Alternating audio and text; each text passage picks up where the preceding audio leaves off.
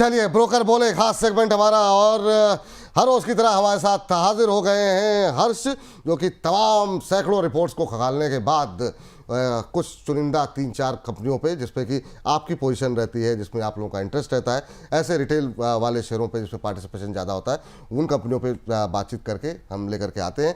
हर्ष, बताइए आज की पहली कंपनी कौन सी होगी? पहली कंपनी है बंधन बैंक, और बंधन बैंक की अगर हम लोग बात करें यहाँ पर तो जो रिपोर्ट आई है, आप ये देखिए, जेफरीज की रिपोर्ट है, खरीदारी की सलाह दी और 195 रुपीज़ के टारगेट दिया। अभी स्टॉक जो 170 रुपये के आसपास यहाँ पर ट्रेड कर रहा है।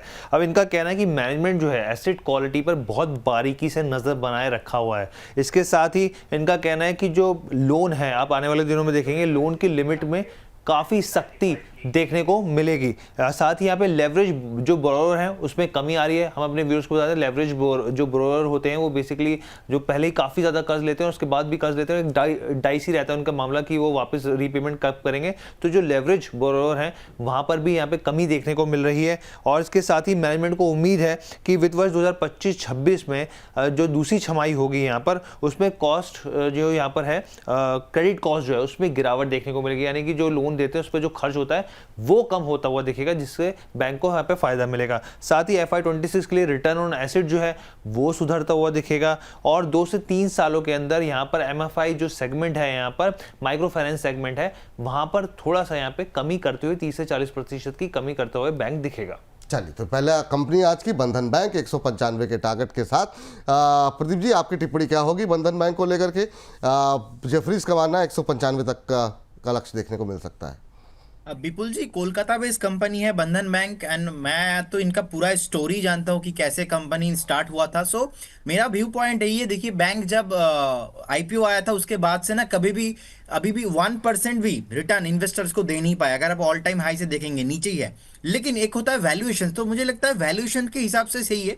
सो अभी 195-200 का टारगेट आना चाहिए, मुझे लगता है कि वो आ भी जाएंगे। सो अभी करेंटली जो CEO है पार्थ प्रतिम सेनगुप्ता जी, वो लीड कर रहा है कंपनी को, एंड मुझे लगता है 195-200 का टारगेट आना चाहिए। लेकिन अगर हम ओवरऑल व्यू देखेंगे, अभी तक बैंक ने इन्वेस्टर्स को कोई रिटर्न दे नहीं पाया, बट फिलहाल वैल्यूएशन के हिसाब से मुझे लगता है 195 आना चाहिए। चलिए, ठीक है, ये बात बंधन बैंक को लेकर के निकल के आ रही है। हर्ष, आज की दूसरी कंपनी कौन सी होगी? जी, दूसरी कंपनी के जो टारगेट्स में अगर बताऊं तो अगर राघवन जी होते तो वो नाराजगी जाहिर कर देते।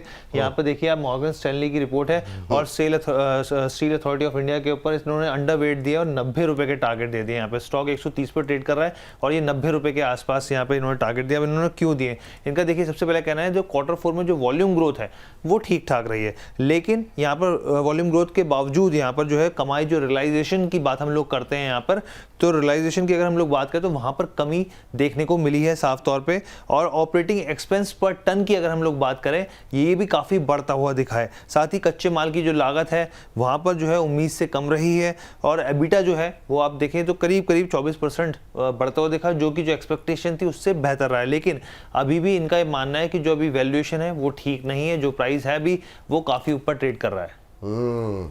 लेकिन देखिए जरा, हम लोग लगातार किस तरीके के नए नए प्रयोग करते हैं। स्क्रीन पर लेकर के आ जाइए, दिखा दीजिए जरा एक बार। ये देखिए नीचे जो है आप देख सकते हैं अब सेल का प्राइस जो है, तो नए नए प्रयोग हम लोग कर रहे हैं और सिर्फ आप लोगों के लिए ही कर रहे हैं। तो इन सब छोटी छोटी चीज़ों को नज़रअंदाज मत कीजिए, आप लोग देखते रहिए। प्रदीप जी, आपकी टिप्पणी। देखिए सेल का भाव जो है नीचे भी दिखाई दे रहा है, क्या रहेगा सेल पर आपका व्यू?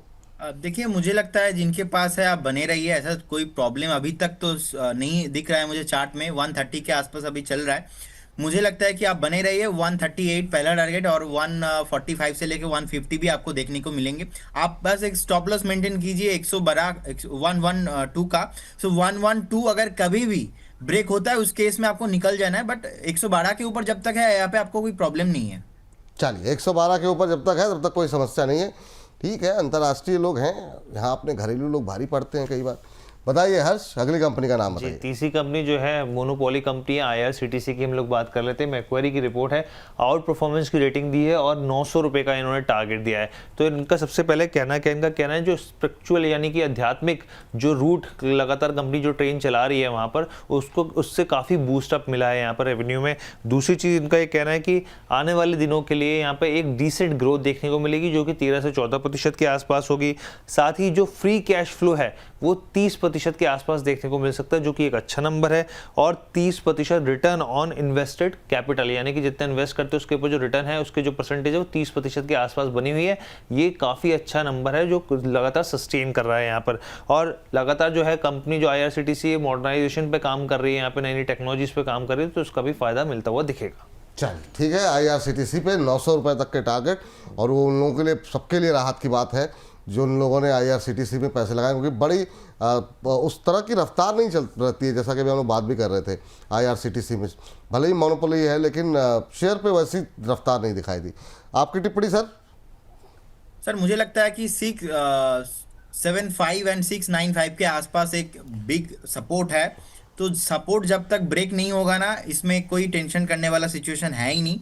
आपके पास है, बने रहिए। एक मंथली बॉटम भी बन चुका है, लगातार 3 महीने से हायर हाई क्लोजिंग दे रहा है। तो मुझे लगता है अभी 750 के आसपास जो चल रहा है, बहुत जल्दी आपको 850 एंड 900 के टारगेट आते हुए दिखेंगे। अगर 675 680 का जो सपोर्ट है वो ब्रेक नहीं करता है तो बने रहिए विथ स्टॉप लॉस। बने रहिए। फिलहाल के लिए IRCTC में ये सलाह यहाँ पर निकल के आती हुई आज 1 रुपये की मामूली बढ़त यहाँ पर देखने को मिल रही है। चलिए आज की आखिरी कंपनी पे नज़र डालते हैं, ब्रोकर बोले की। बताइए हर्ष, कौन सी है? जी आखिरी कंपनी है जिंदल स्टेनलेस की हम लोग बात कर लेते हैं। यहाँ पर जेफरीज की रिपोर्ट है, खरीदारी की सलाह दी और 800 रुपये के लक्ष्य दिए इन्होंने। अब इनका कहना क्या है, देखिए इनका सबसे पहले कहना है कि कंपनी जो है स्टेनलेस स्टील कि अगर हम लोग मार्केट की बात करें तो वहाँ पर एक बड़ा लीडर के तौर पे रहा है और उभर रहा है यहाँ पे, और आगे से तेज़ी से बढ़ रहा है यहाँ पे। इसके साथ ही कार्बन स्टील प्लेयर की बात करें जो भारत में है, उन कंपनियों के मुकाबले जहाँ पे जिंदल स्टेनलेस की बात करें तो इनकी जो यहाँ पे बैलेंस शीट है वो ज़्यादा बेहतर दिख रही है इनको। साथ ही कंपनी बहुत तेज़ी से एक्सपेंशन मोड पर काम कर रही है और आने वाले दिनों में इसके मार्जिन भी और दुरुस्त होते हुए दिखेंगे। कंपनी जो है वॉल्यूम ग्रोथ की बात करें तो 10% की वॉल्यूम ग्रोथ दिखा सकती है आने वाले क्वार्टर में, और साथ ही अर्निंग पर शेयर भी इन्होंने बढ़ाकर करीब 21% के आसपास कर दिया है। चलिए ये राय यहाँ पर निकल के आती हुई, ये जो है अच्छा है कि यहाँ पर अभी राघवेंद्र जी चले गए हैं, लेकिन राघवेंद्र जी के पसंदीदा कंपनियों में से शामिल था जिंदल स्टेनलेस। 800 रुपये तक के टारगेट वहाँ पर उन्होंने दिए थे। अभी जेफरीज की तरफ से उन्होंने नहीं दिए थे 800 के टारगेट, जेफरीज ने 800 के टारगेट दिए, पर उन्होंने वो भी यहाँ पर बुलिश थे। यहाँ पर टिप्पणी आपकी क्या रहेगी सर? प्रदीप जी, जिंदल स्टेनलेस 800 के टारगेट जेफरीज ने दिए। देखिए मुझे लगता है अभी 660 के आसपास चल रहा है। प्रॉफिटेबल कंपनी है, फंडामेंटल बढ़िया कंपनी है, तो जिनके पास है बने रहिए। एक बार 680 एंड 700 के आसपास एक बार रेसिस्टेंस है, जैसे ही रेसिस्टेंस को ब्रेक करके एक वीकली क्लोजिंग चाहिए, वीकली क्लोजिंग देगा उसके बाद बहुत जल्दी आपको यहाँ पे जो टारगेट है 800 का आना चाहिए। मैं सहमत हूँ इस रिपोर्ट से। मुझे लगता है टेक्निकल भी चार्ट वही बोल रहा है कि मैं आने के लिए रेडी हूँ 800, तो एक बार बने रहने का सलाह रहेगा। चलिए तो विदेशी देसी सभी खुश हैं इससे, तो नज़र बना करके चलिए यहाँ पर जिंदल स्टेनलेस पे।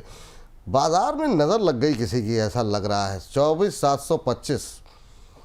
आज कम से कम ऐसी उम्मीद नहीं थी कि मतलब इस तरीके से बाजार नीचे आएगा, जिस तरीके से पॉजिटिव संकेत अमेरिका से निकल के आए थे। 24,714 का लो थोड़ी देर पहले बना है। सर अभी क्या बड़ी गिरावट आ सकती है क्या बाजार में कुछ दिनों के अंदर? विपुल जी कुछ नहीं करना है, मेरा वही स्टेटमेंट है, मैं नहीं बदलूंगा। 5 दिन से एक ही चीज बोल रहा हूँ सर, मार्केट रेंज बाउंड है। जितना भी जो भी हो जाए रेंज के ऊपर बाहर नहीं जाएगा तो नो कमेंट।